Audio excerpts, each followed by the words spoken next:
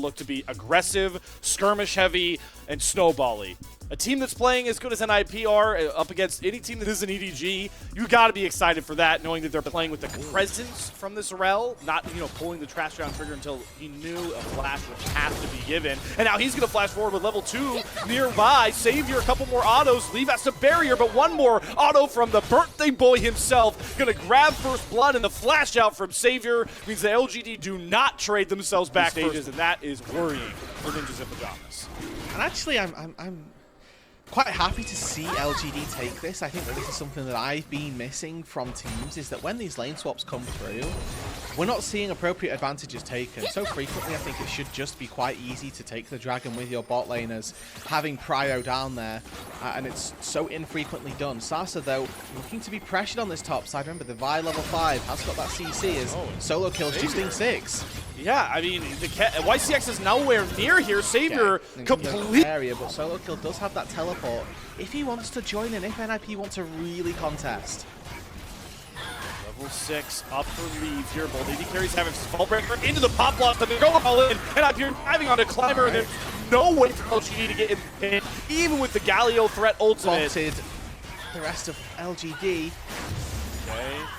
SQW gonna look for the collapse. He's gonna flash into the room prism, but it doesn't get the snare, only the snow. So luckily YCX is a double stun layered. Doinby as well. No mana, no way to help Nayo out, and the Vault Breaker is gonna be canceled by the birthday boy, who desperately and is gonna gift the kill over to Savior. YCX is willing to be able to continue to find advantages as XQW, no flash. And this is what you want to see, using the Vi across the map to punish these side lanes. And how great is that they're able to get the kill on the solo kill. And now well, it's the Gwen, and actually solo kill now finds his second kill. He's going to get solo first brick on the top side.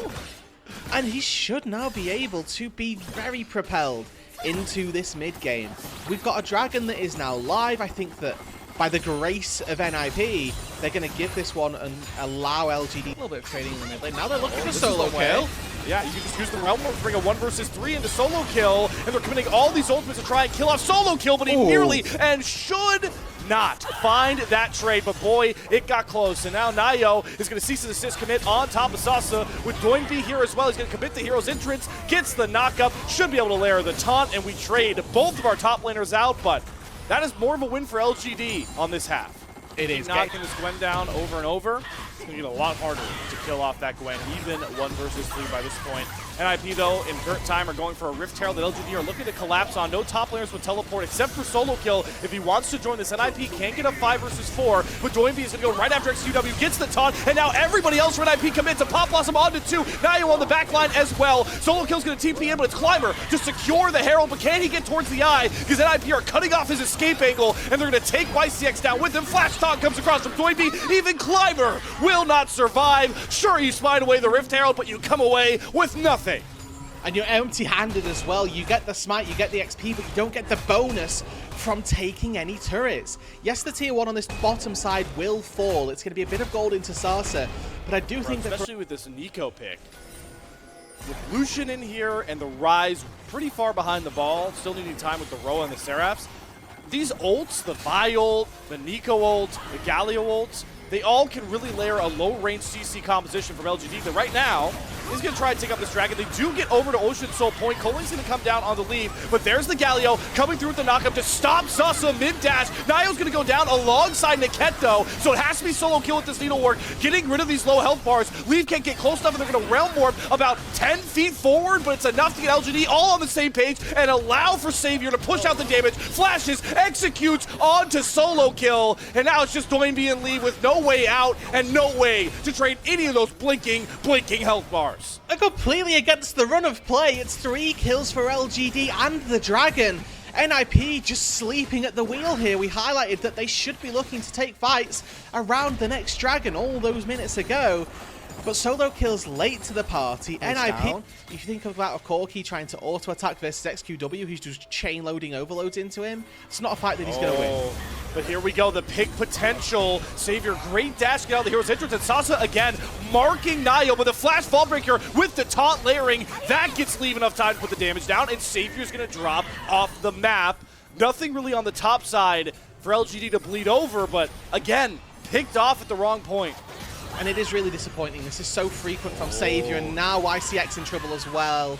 Yeah, he gets caught out of his crash down. He's got a flash, but the flash after him, Niket gets the double pop blossom into the Tangle Bar root. Double TP's coming across, but Zasa's not coming into a happy party. He is going in late to the shebang, and he's going to have to flash dash himself back out. Realm Warp to backpedal even further from LGD, and now with 2 grubs, NIP can knock down the mid-turn, and look what they can go for on the bot side. It's no ulti on the Climber as well. If he goes in, it's a one-way trip. Maybe sacrifice him to try and find a steal. Sasa still has flash, so he might be able to look for an engage on a flank angle. Look at the Jax flanking. He's got to go now, though, if he wants to stun Nio to get Climber in here. But the Pop Blossom is going to grab 3 members on top of the cease and desist over onto Climber. The hero's entrance not going to get the kill, but it doesn't matter because Climber flashed into his own death. Sansa's looking for the trade onto Niket, but that's just the support. The whole kit and caboodle going over to NIP with 1 more Vault Breaker. Savior has a couple dashes left, but just a ticket towards the Death Realm. Ace over to NIP. And another massive Nico gain here in Group Nirvana. It just keeps on happening. Niket takes it, finds a triple knock-up with the Pot Blossom, stops Climber from getting in, stops LGD from taking the Soul, and secures NIP. Purchasing this game, secures them the Atakan as well, after another Goliath fight. We talked about it, this bottom lane was brewing for a big swing in this game. Boy, if NIP knocked it out of the park here.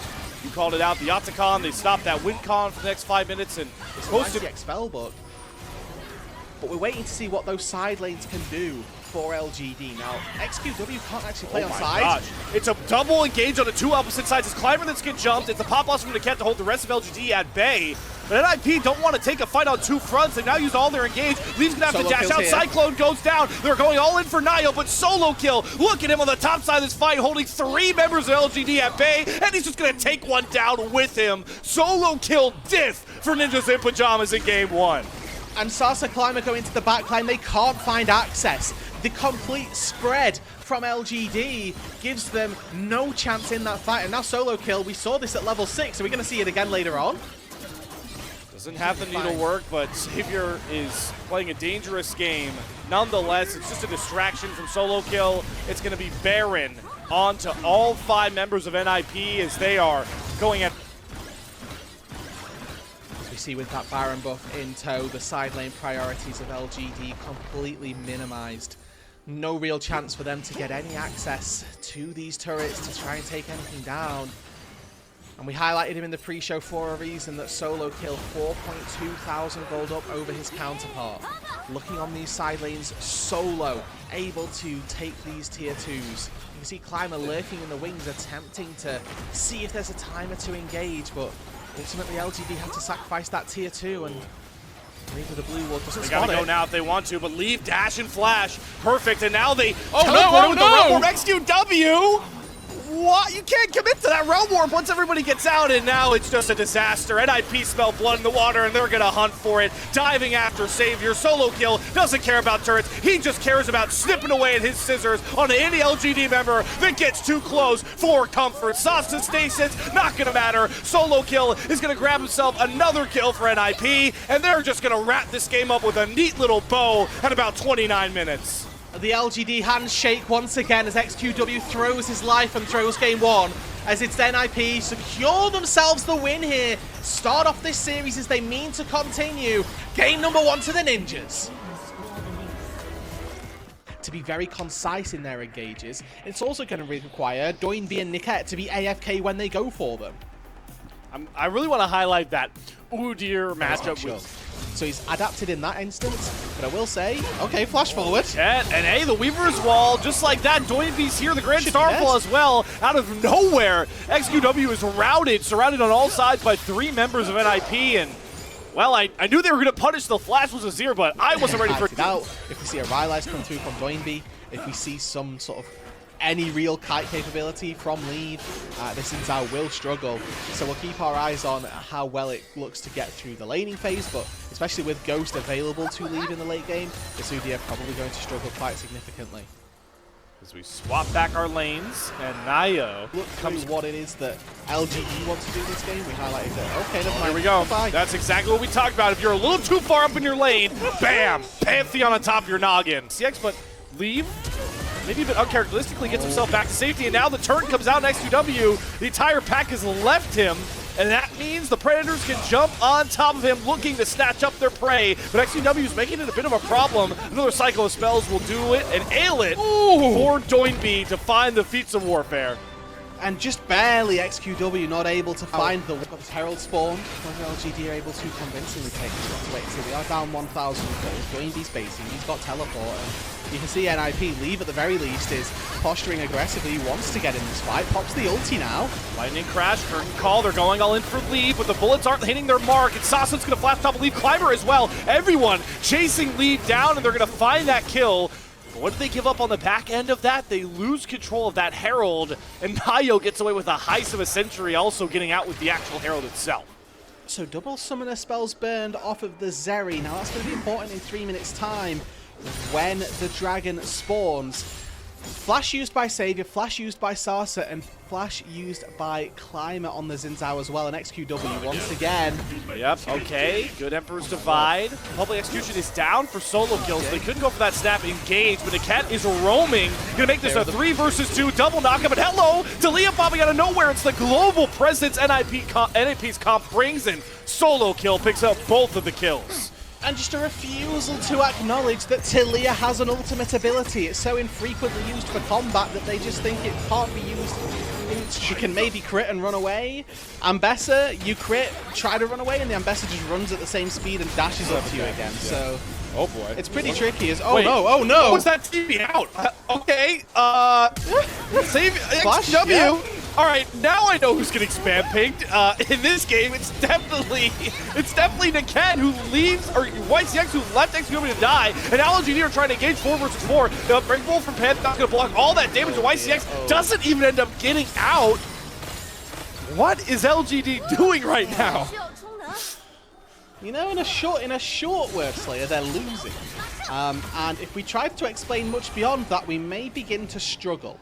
NIP, that we should praise them for their ability to capitalize on LGD making these plays. We won't define them, we'll just call them plays. Okay. As solo kill's able to take the tier 1 turret down on the bot side, the dragon will be secured as well. For LGD, not necessarily a lot of tools that they can find. They swept it this time, Rude, dude. They swept that, they treacherous brush. XQW's had flashbacks, he's got PTSD, knows that he could very well be in trouble. But again, Atacon starting up here by NIP, or at least posturing for it, as Nayu's just sat here tossing spears at XQW to see what sticks. Which honestly is low-key based. Oh, yep. There's the Weaver's Wall, and it's only YCX, but he's going to turn and re-engage onto Niket, who gets a ton of CC down, but the Rakan is a lot less tanky than that Ornn, with Unbreakable Will. Nayo actually protecting him, is able to walk away from the fortress. He can't battle dance back out to safety, and the power of the Alistair there really showing it and giving its worth. So it looked like Niket was the one caught out under the turret, but he pops Unbreakable Will to free himself of the CC and instantly able to find a knockback. Sasa not going to be fine because guess what? Again, all of the ninjas pop out of the shadows and make a 2v1, a 4v1, just like that. We'll see maybe now if NIP feel comfortable turning on to the Otacon. They do have a dragon spawning bot side in about 30 seconds, and they're just going to be happy with getting the last tier 1 turret off the board.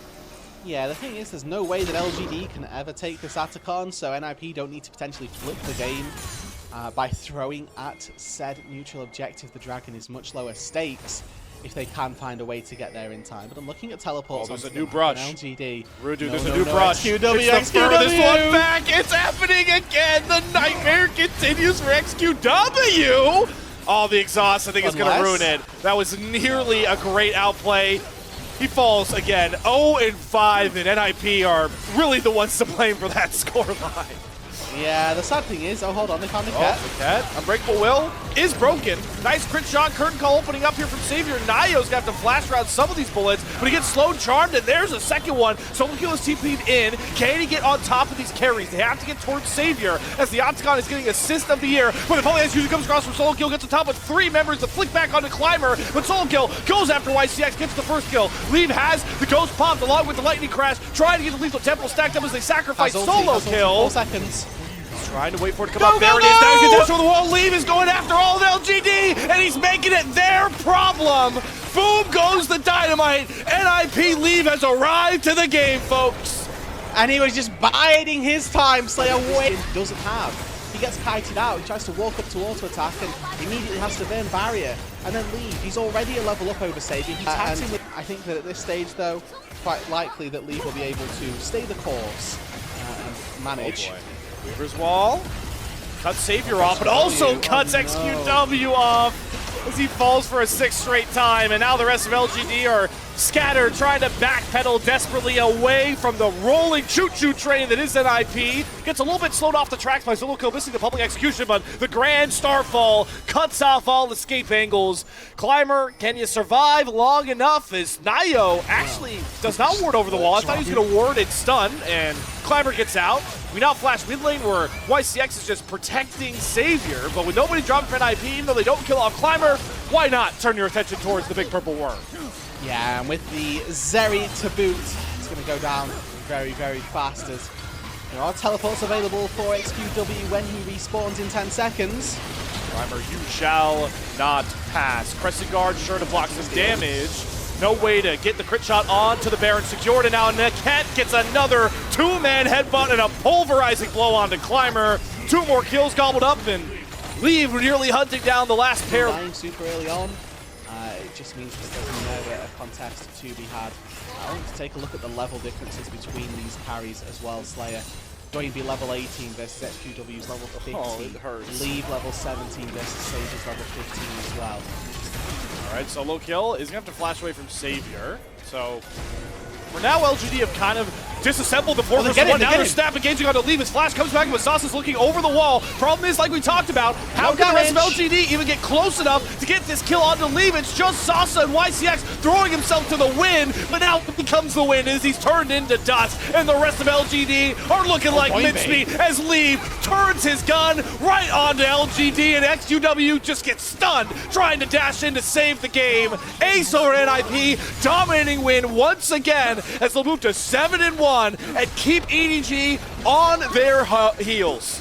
2-0 for NIP, a triple kill for Leave, and the Baron at their backs is going to signal the end of this game. What a top 2 we have culminated here in Group Nirvana. EDG and NIP now, with this commanding win over LGD, definitely have to be on the radar of the bottom of Group Ascend. Yeah, and I mean, the fact